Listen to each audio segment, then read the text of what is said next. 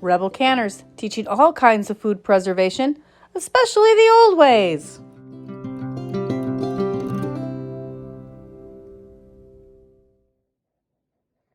This recipe is a quick and easy way for Rebel Canners to preserve herbs. You freeze it right in the butter, and then you can take it out, have a nice patty cut off, a little pat of butter in your frying pan, serve it over your pasta, and it is a great, quick, easy way to have fresh herbs year-round by freezing them. So you can use all kinds of herbs, but today we're going to do a basil herbed butter.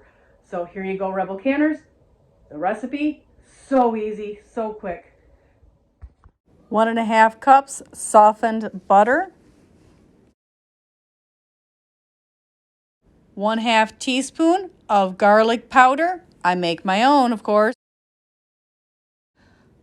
4 teaspoons of finely minced basil, fresh from the garden is best.